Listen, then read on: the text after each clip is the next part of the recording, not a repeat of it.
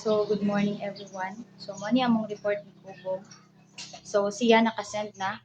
So, ako ang una mag-report sa among So, iwit to siya. Ako ang una nga mag-report. So, ang topic sa among report is all about the differentiated instructions for young learners.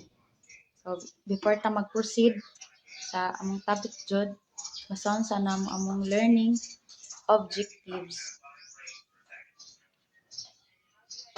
So, in this lesson, you will be able to define differentiated instructions, identify various differentiated instructional strategies used in teaching, and employ differentiated instruction in the development of the lesson. So, introduction. One of the difficulties in the modern classroom is the vast diversity of learners. As the digital age unites the world and its people ever so closer, the classroom now has more differentiated learners with very different backgrounds, ethnicities, abilities, competencies, and many more as ever. As we value individual differences, the education landscape become less and less of one size fits all environment. Thus, teaching in such an environment must be able to reflect this very nature of our learners.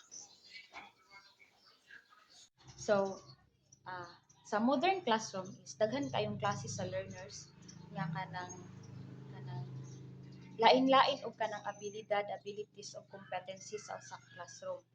So, kinahanglan nga kanang naman siya uban nga estudyante no nga kanang mas kanang dali sila pasabto napay uban nga hinay. So dili pwede nga ang pagtudlo is one size fits all nga pagtudlo sa usa ka classroom. So kinahanglan siya nga kanang mag-adjust si teacher sa iyang itudlo.